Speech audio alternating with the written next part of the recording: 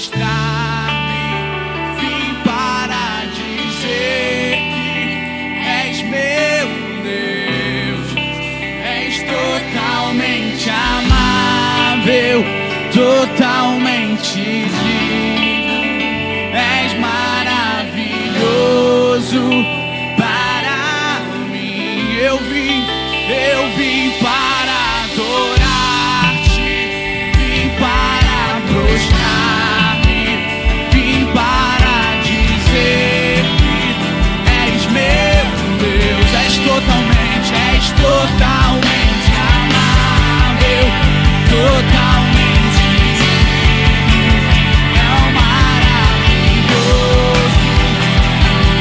Eu vim para adorar-te, vim para prostrar-me, vim para dizer que és meu Deus, és totalmente amável, totalmente digno, tão maravilhoso para mim.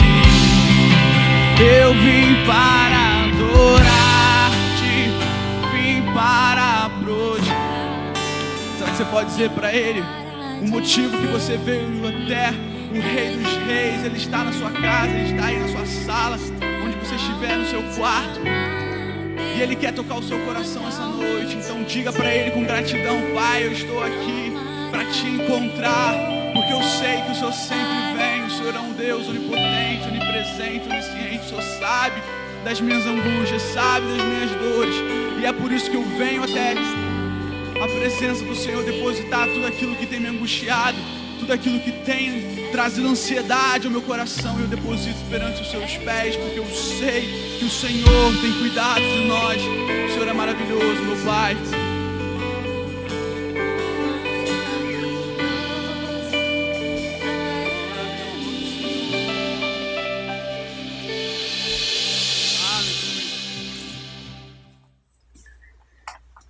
Queridos irmãos, chego à conclusão que dinheiro na Bíblia, na direção da contribuição cristã, tem muito mais a ver com a nossa espiritualidade do que com a nossa condição de ofertar. Tem muito mais a ver com o nosso coração do que propriamente com a nossa conta bancária.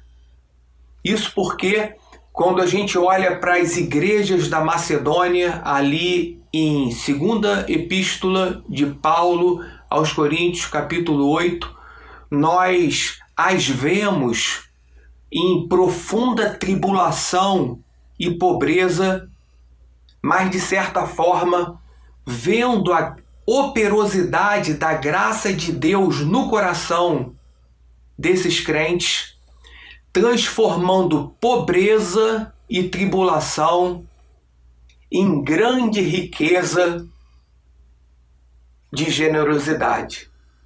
E isso no ato de ofertar. Porque certamente aqueles irmãos entenderam que dar é melhor do que receber, porque quem dá já está recebendo alegria. Quem dá já se percebe útil no reino de Deus. Quem dá se percebe usado no sentido de ver a obra de Deus propagando, de ver o pobre sendo acudido, de ver o ministério da igreja sendo sustentado, de ver as missões e os missionários avançando por todo canto, com menos sofrimento, por causa da fidelidade da igreja, que tem muito mais a ver com o nosso coração e a nossa espiritualidade do que com a nossa conta bancária e as nossas possibilidades. Razões pelas quais esses irmãos da Macedônia pediram com muitos rogos ao apóstolo Paulo, à liderança da igreja, a graça de poder ofertar, a ponto do apóstolo Paulo dizer assim: com muitos rogos, pediram a graça de participarem da assistência dos santos. Por que será que muitas vezes nós gastamos com muita facilidade 100, 200, 300, 400 e até 500 reais num restaurante, numa loja, comprando muitas vezes aquilo que é lícito, mas na hora de ofertar, o nosso coração é agrilhoado pela avareza, fechando os nossos bolsos e cegando os nossos olhos para a beleza do crescimento do reino, do sustento desse reino para o qual fomos transportados por meio do sacrifício expiatório de Jesus Cristo. Por que será que gastamos com tanta facilidade do lado de fora e temos tanta dificuldade do lado de dentro? Fica como matéria para nossa reflexão. Porque dinheiro na direção da contribuição cristã não é um ato secundário no que diz respeito à adoração e serviço missionário aos santos. É primário, é espiritual, tem a ver com o nosso coração, tem a ver com a nossa generosidade e tem a ver com a nossa espiritualidade, no sentido de matar a avareza para deixar jorrar a generosidade que a graça de Deus deve infundir no nosso coração. Que Deus abençoe você e sua casa, a condição financeira, o seu trabalho, e sustente com graça e misericórdia a sua família, e você possa entender definitivamente que a graça de dar é melhor do que receber. Vamos orar? Jesus, muito obrigado pelo entendimento bíblico sobre dinheiro e oferta, dízimo e contribuição cristã. Obrigado porque se podemos dar é porque já recebemos. E mesmo após recebermos, recebemos novamente por meio da alegria que o Senhor empresta ao nosso coração ao vermos as nossas ofertas trazendo alívio, socorro, botando alimento na mesa dos nossos missionários, socorrendo os órfãos e os necessitados no seio da nossa comunidade. Nós te agradecemos por essa nova ótica e esse novo prisma para o qual as Escrituras nos chamam. E pedimos que o Senhor nos ajude a tratar o nosso dinheiro e a nossa oferta, a nossa fidelidade nos nossos dízimos, através de uma ótica profundamente espiritual, em nome de Jesus. Amém. Estavas desde o princípio, eterno tu és, Senhor. Criaste do nada a terra, me rendo a ti.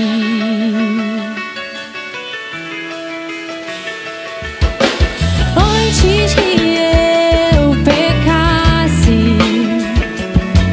pagaste um preço na cruz. Meus erros pesaram em teus ombros, me rendo a ti.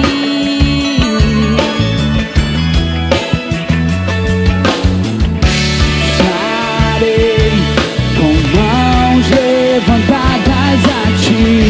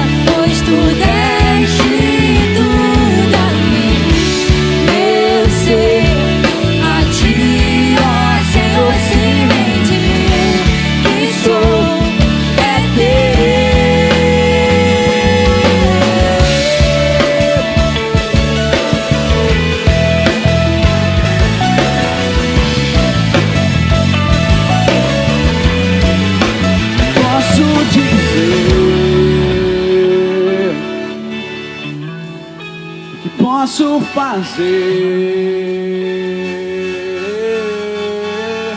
se não entregar, ó Deus, o meu coração?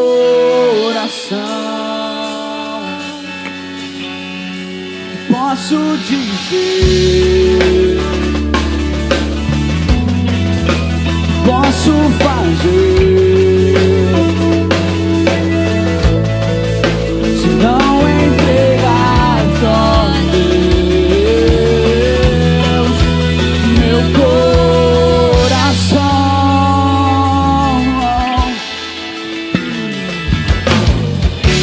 Parei com mãos levantadas a ti, louvar, pois tu deste tudo a mim. Meu ser a ti, ó Senhor, cimentinho que sou é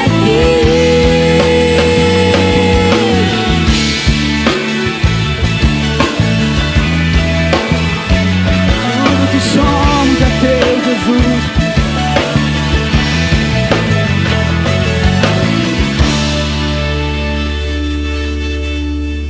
Aleluia. Glórias a teu nome.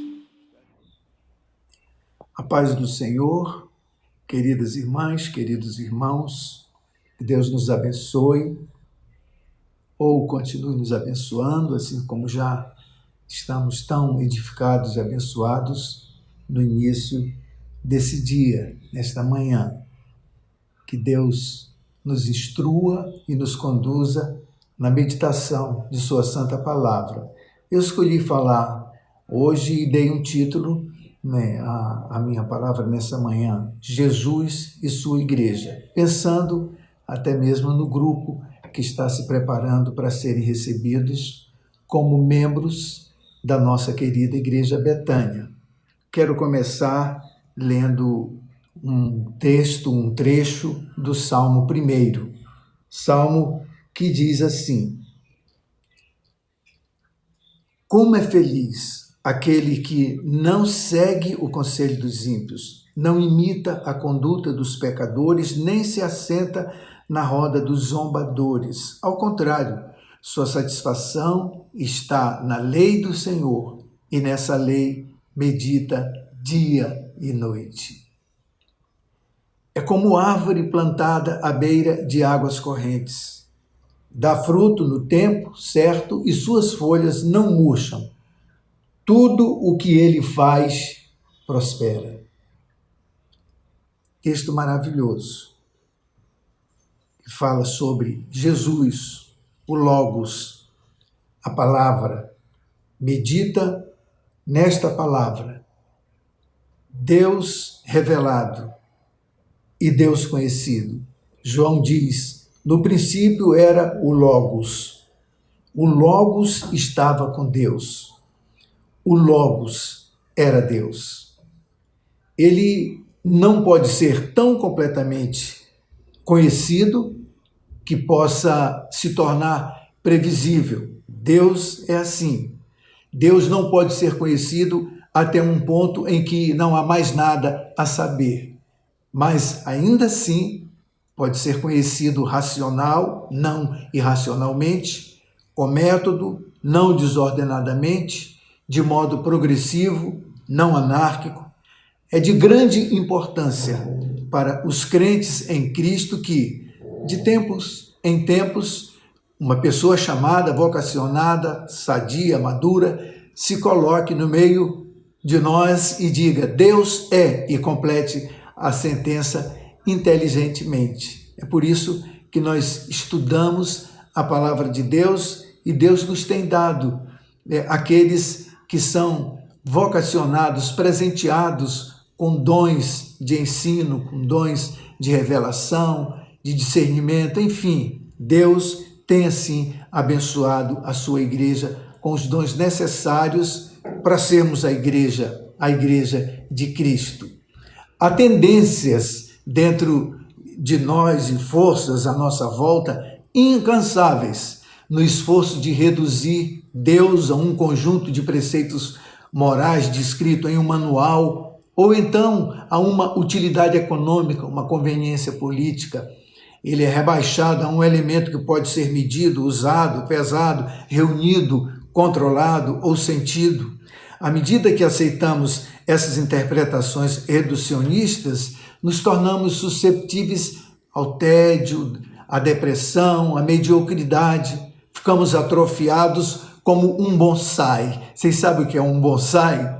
Bonsai é uma planta ornamental cultivada no pequeno vaso, segundo métodos que impedem o seu crescimento, mas que garantem a manutenção de suas proporções características morfológicas, de modo que se assemelhe a uma réplica em miniatura de forma existente na natureza. Mas nós não somos bonsais. Deus não nos fez para sermos bonsai, limitados, num conhecimento limitado ou que tenham apenas alguma ideia daquilo que é verdadeiro ou do que é verdadeiro de Deus para a nossa vida. Na verdade, a palavra nos descreve dizendo: fomos plantados pelo Senhor, carvalhos de justiça para a sua glória. Não bonsai. E o carvalho precisa de solo e chuva e vento, do modo como Deus, em toda a sua generosidade, tem modelado e alimentado a sua criação. Assim também o nosso coração. Então, Deus nos tem dado homens e mulheres capacitados, e nós estamos hoje numa manhã em que daqui a pouco estaremos debruçados sobre a palavra de Deus para aprendermos quem é o nosso Senhor, quem é o Senhor da igreja, por que nós somos uma igreja e como nós devemos viver. A nossa vida depende de Deus e Ele nos deu o seu Santo Espírito e ordenou: transformai-vos pela renovação da vossa mente, para sermos adoradores em espírito e em verdade. Nos níveis profundos de nossa vida, todos precisamos de um Deus a quem possamos adorar com toda a mente e coração e força, e a genética secular jamais conseguirá tirar de nós o gosto pela eternidade. Nossa existência deriva de Deus, o Criador.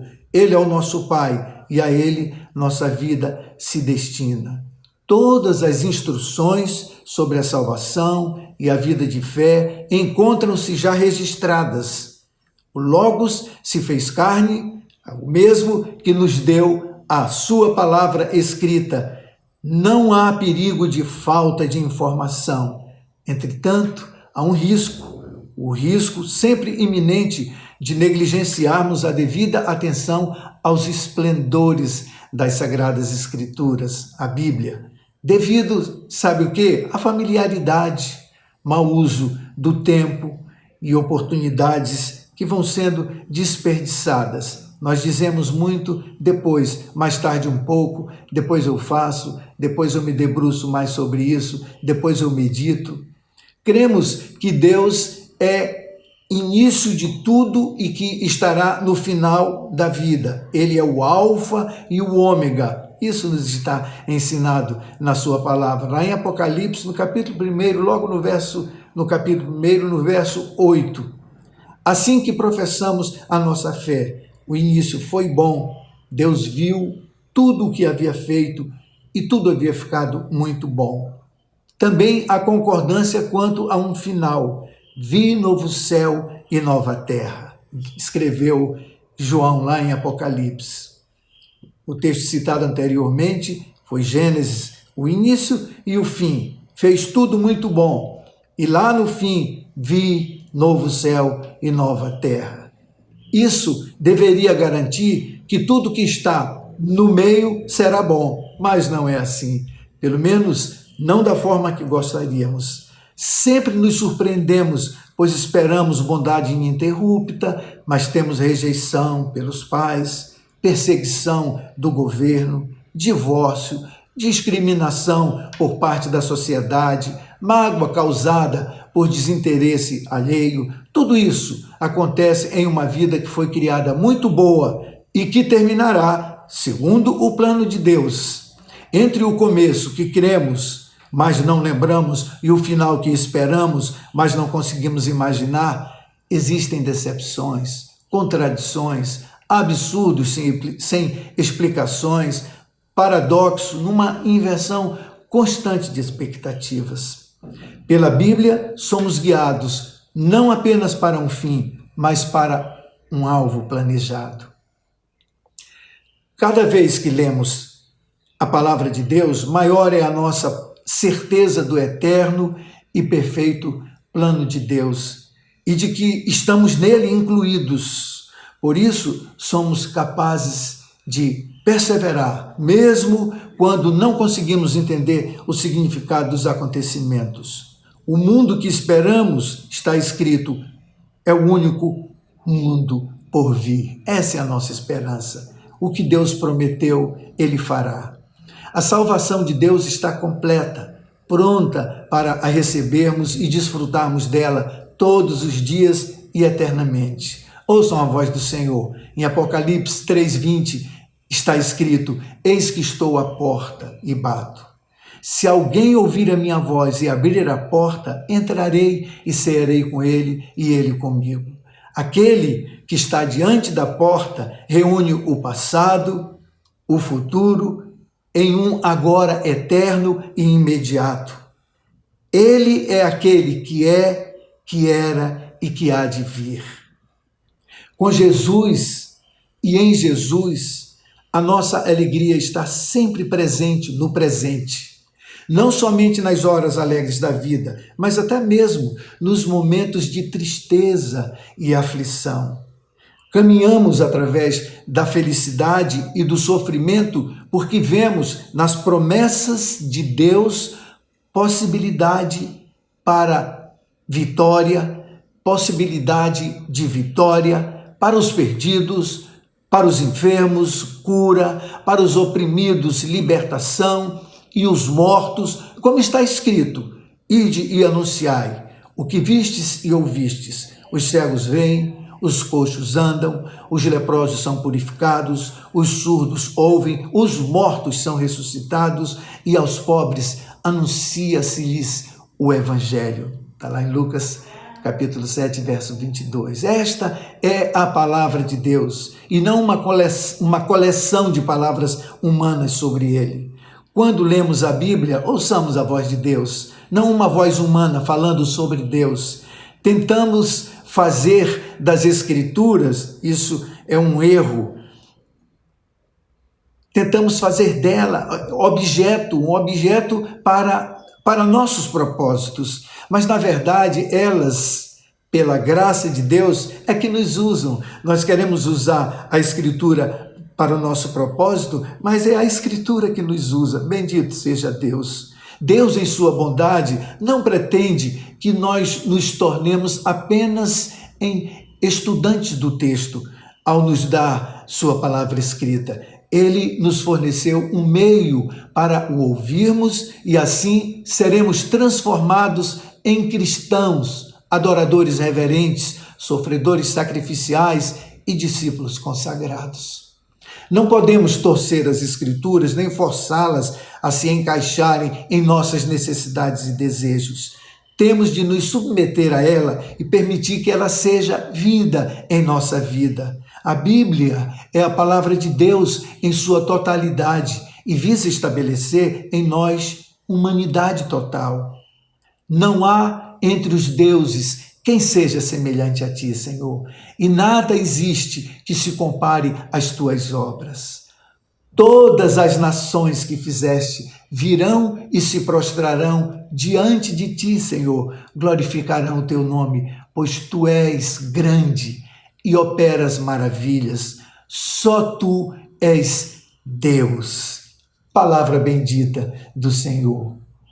Nós lemos: como é feliz aquele que não segue o conselho dos ímpios, não imita a conduta dos pecadores, nem se assenta na roda dos zombadores.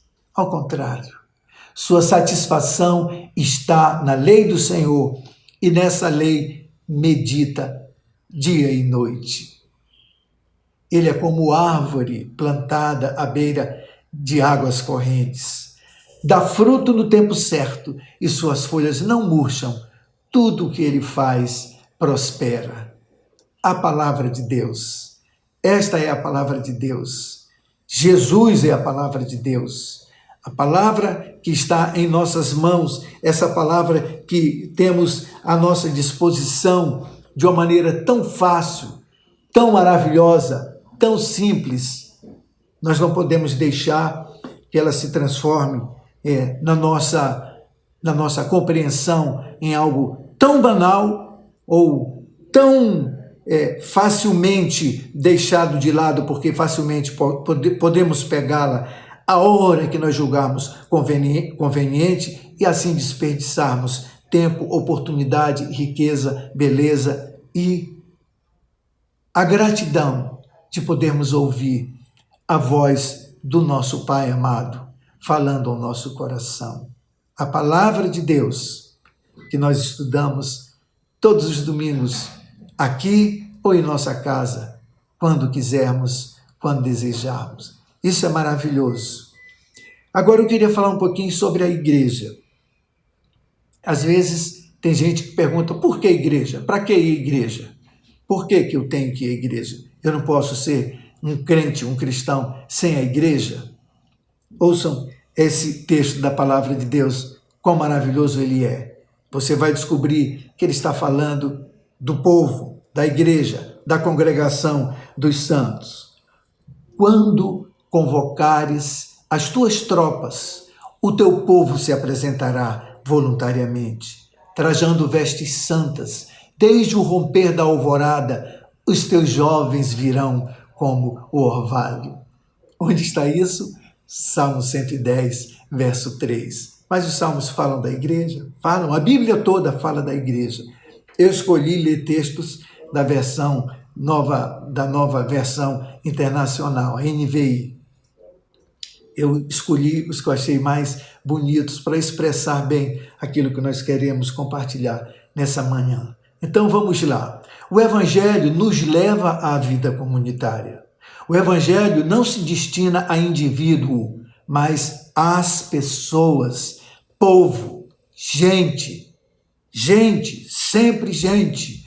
O povo fragmentado separa e condena a confinamento em solitárias.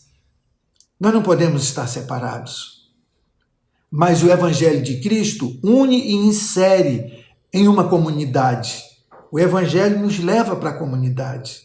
A vida de fé revelada e cultivada nas narrativas bíblicas é altamente pessoal, mas nunca apenas isso. Há sempre família, tribo, nação, igreja, povo.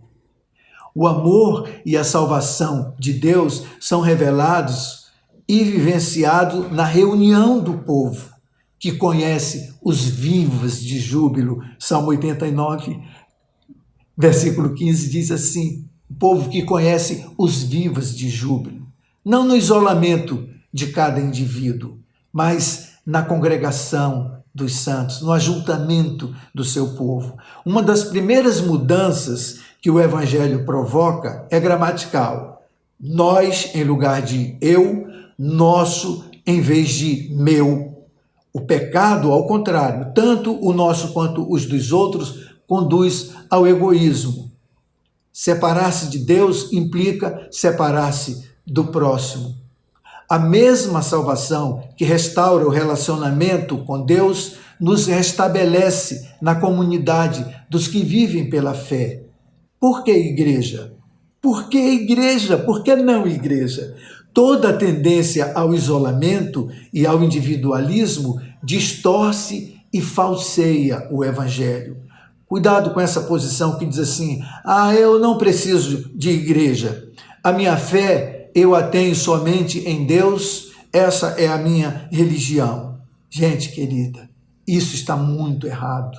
Não há uma passagem bíblica que sugira qualquer apoio a tão perigosa posição. Não há sequer uma razão plausível para alguém apoiado por qualquer texto da palavra de Deus dizer isso pode ser assim, é assim que eu quero ser. A igreja é a comunidade dos crentes. O amor não existe em isolamento, o afastamento dos outros se forma e se transforma em orgulho, em soberba. Ninguém recebe a graça de modo privado. Longe dos outros, a graça se deturpa e vira cobiça. A esperança não se desenvolve em atitude de egocêntrica solitude. Alheia à comunidade, a esperança é somente fantasias. Nenhum dom, nenhuma virtude se desenvolve, se mantém saudável fora da comunidade. Nenhum dom. Nenhum talento dado por Deus se desenvolve fora da comunidade. Os dons do Espírito são distribuídos para a edificação do corpo, da igreja. A expressão fora da igreja não há salvação não é arrogância eclesiástica. Fora da igreja não há salvação. Isso não é arrogância eclesiástica, mas sim bom senso espiritual, confirmado pela experiência cotidiana. Todos que tentam desafiar isso acabam enfraquecidos e empobrecidos. Paulo escreveu sobre essa falta de discernimento do corpo de Cristo aos Coríntios, no capítulo 11, verso 30, aquele texto da Santa Ceia, da festa ágape, da união, da reunião do povo de Deus. Ele diz assim: eis a razão, porque há entre vós muitos fracos e doentes, e não poucos que dormem. A que Paulo estava se referindo? Ele estava falando sobre o modo errado de alguns estarem entendendo o que era o corpo de Cristo, o que era a igreja e como nosso relacionamento deveria ser desenvolvido. Ele lá usa texto de esperai uns pelos outros, sempre falando juntos, devemos viver juntos. Somos comunidade, somos povo de Deus. Por que igreja? Porque nós somos a igreja, porque nós somos de Cristo. A igreja é o corpo de Cristo. Nosso lugar é na igreja. Paulo diz: quem pensa diferente, quem age diferente, é uma razão para explicarmos porque há tantos entre vocês que estão fracos, estão doentes, e não poucos os que dormem, se referindo até a gente que já morreu nessa penúria. Não é preciso ser assim. Submeter-se traz benefícios e recompensas generosas. É compensado diariamente 100 vezes mais. No crescimento, pessoas que a vida do corpo estimula. Nesses dias nós temos sentido muito isso, não é verdade? Quando caímos para esse isolamento por causa da pandemia, a gente sentiu tanta falta da nossa cantina, do final dos cultos, do antes dos cultos. Nós tivemos a reunião de oração desta última terça-feira com as mães intercessoras, todas juntas. Ficamos com 3 salas aqui no Zoom cheias e mais outros irmãos no YouTube. Foi tão bonito no final, além de tudo que aconteceu, quando eu pedi: Rafa, abre os microfones de todos. E todo mundo falou: olha quem está ali. Faz tanto tempo que a gente não se vê, não se encontra. Mas isso é a igreja de Cristo. Nós não podemos viver uns sem os outros e tendo oportunidade de estarmos juntos. Como isso é bom. Pensarmos em nós, não pensarmos só em eu, somente eu. A saúde do Espírito em nós nos estimula a isso. A sermos igreja de Cristo. Aqueles que são ligados uns aos outros desenvolvem juntos, se desenvolvem juntos, crescem juntos, amadurecem juntos. Somos corpo, fomos libertos pelo Evangelho de Cristo. A obediência é o caminho da liberdade. A humildade é o caminho do prazer. A unidade é o caminho que conduz à personalidade. A personalidade sadia, bem estruturada, forte, porém sadia. Fomos livres, estamos livres para viver assim, para fazermos assim como o Senhor nos manda, como o Senhor quer. Por isso Paulo ora pela igreja de Éfeso e por nós também. Lembro da oração em Efésios capítulo 3, do verso 14 e 21, está lá registrado: por esta causa me ponho de joelhos diante do Pai, de quem toma o nome toda a família, tanto no céu como sobre a terra, para que, segundo a riqueza da sua glória, vos conceda que sejais fortalecidos com poder mediante o seu Espírito no homem interior, e assim habite Cristo no vosso coração pela fé, estando vós arraigados, plantados e alicerçados, edificados em amor, a fim de poderdes compreender com todos os santos qual é a largura e o comprimento e a altura e a profundidade, e conhecer o amor de Cristo, que excede todo entendimento, para que sejais tomados de toda a plenitude de Deus. Que coisa maravilhosa! Há aqueles que, por conveniência pessoal, pensam que parece mais fácil prosseguir sozinho na fé. Os outros incomodam, gente chata. Às vezes a gente ouve isso. Igreja cheia de gente chata. Deixe-me dizer uma coisa, meu irmão querido, minha irmã querida, a todos nós. A fé em Cristo, por si só, não torna uma pessoa interessante, nem faz dela companhia estimulante. Muitas vezes é assim mesmo. Isso é verdade. Então, alguns escolhem viver nessa fé secreta, individualizada, egocentrada, que não precisa suportar relacionamentos daqueles que são entediantes, com pessoas que não são nada interessantes, mas o testemunho bíblico desafia constantemente nossa tendência ao isolamento e ao individualismo. Resistirmos, a palavra nos desafia a resistirmos a isso. Você já leu e você já ouviu esses textos: não é bom que o homem esteja só. Você já ouviu: tornarei a sua descendência tão numerosa como o pó da terra. Você já ouviu: não deixemos de congregar-nos como igreja. Você já ouviu: vocês orem assim: Pai nosso. Ame o seu próximo como a si mesmo. Você já ouviu? Levem os fardos pesados uns dos outros. Você já leu, você já ouviu isso. A vida de fé se desenvolve sob a imagem da Trindade, no contexto da comunidade, do relacionamento, do Pai, do Filho, do Espírito Santo.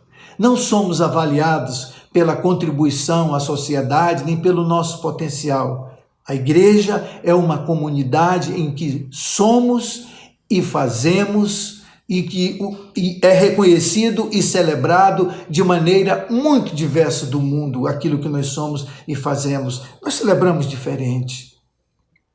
Nós somos diferentes porque Deus nos fez novos, diferentes. Nenhuma igreja jamais existiu em estado puro. Nós sabemos disso. É composta por pecadores. A promessa motivadora de toda igreja, por isso, é a mesma: a vida eterna pelos méritos de Cristo. A promessa da vida eterna não como recompensa, mas como o destino final da vida de fé. É a motivação adequada para o vencedor. A igreja é lugar de afirmação, o lugar onde nós vamos descobrir o que estamos fazendo certo. Mas também a igreja é lugar de correção, lugar onde nós vamos buscando saber em que podemos estar errando no nosso relacionamento, nas nossas escolhas, nos nossos pensamentos, no que diz respeito à nossa relação com o nosso Deus, com o nosso Pai e com o nosso próximo. Na igreja, ansiamos ouvir as divinas promessas. É lugar de motivação. Nenhuma comunidade cristã sobrevive sem qualquer das partes desse pensamento, dessa mensagem. Precisamos de afirmação, precisamos de correção, precisamos de motivação. É impossível descobrir a natureza da igreja por meio da sociologia. É impossível, pela análise da piedade de um povo, não se chega à verdadeira identidade da congregação, da igreja de Cristo.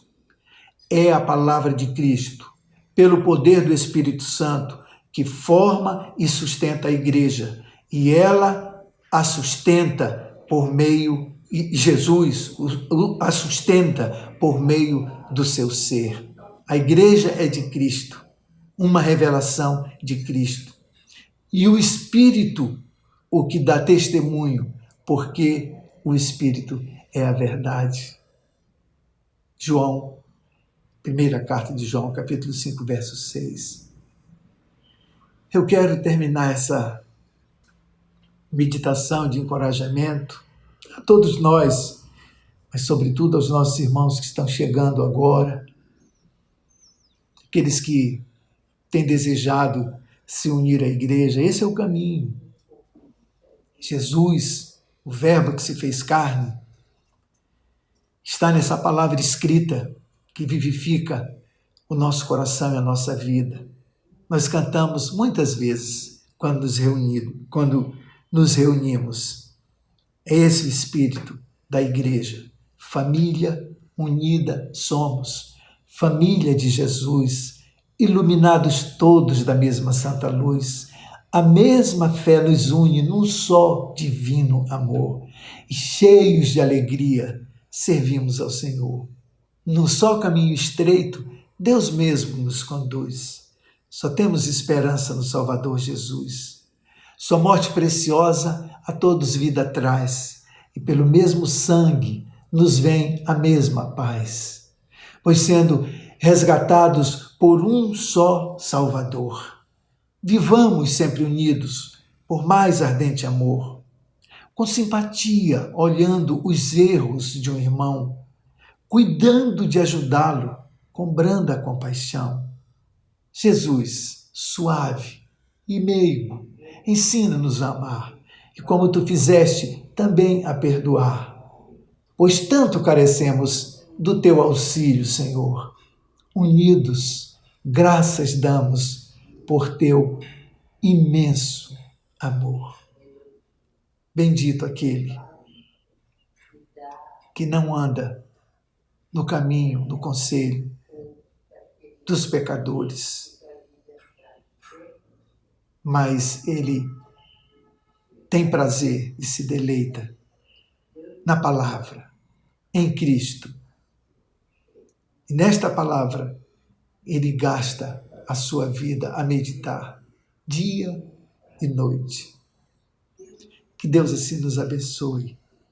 Abençoe você, abençoe sua casa, todos os seus queridos.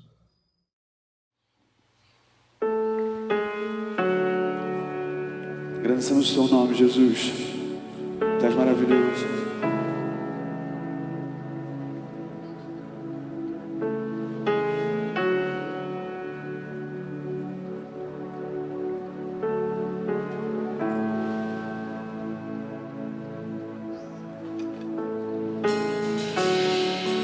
Muros a me cercar,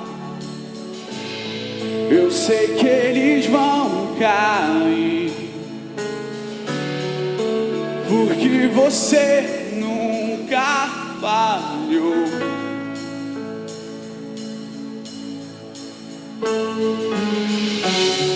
Eu sei tudo vai passar, pois a guerra já venceu, porque você nunca falhou.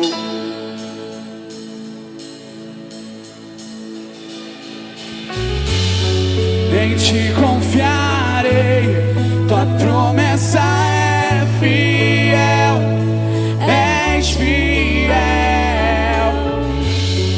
Estou em tuas mãos, em ti vou confiar, nunca falhará.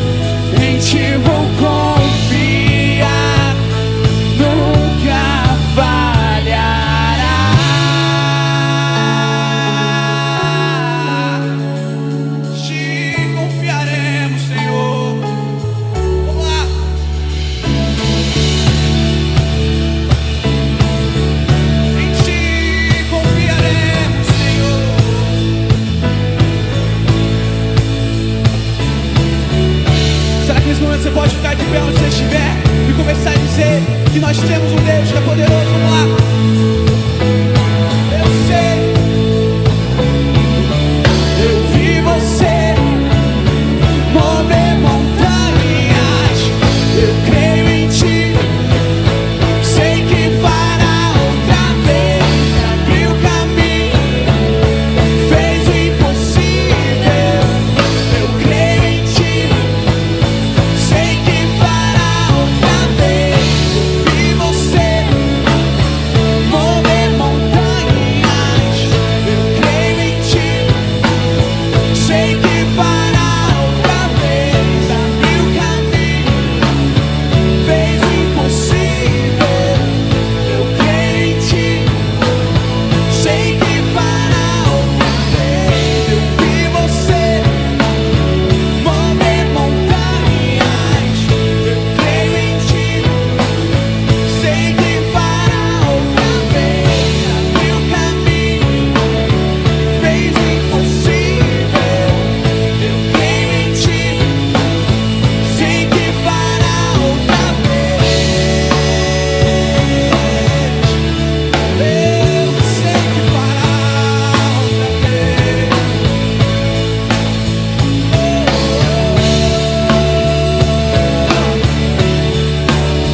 Sei que fará outra vez.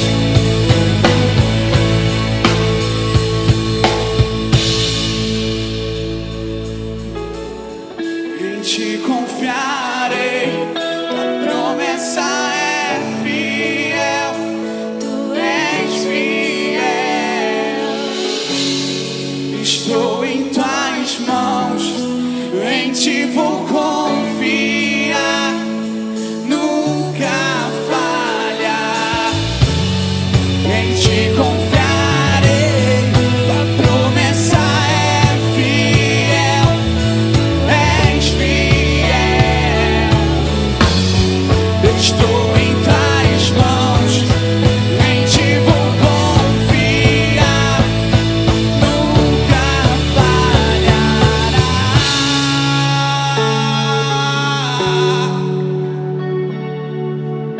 Ele nunca falhará.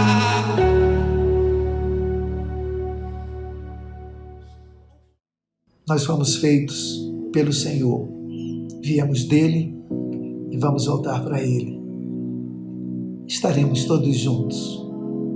Seu povo, sua igreja amada, guiados pela sua palavra, a sagrada escritura, inerrante, completa, o caminho da salvação. Pai de amor, muito obrigado. Te rogamos, Senhor,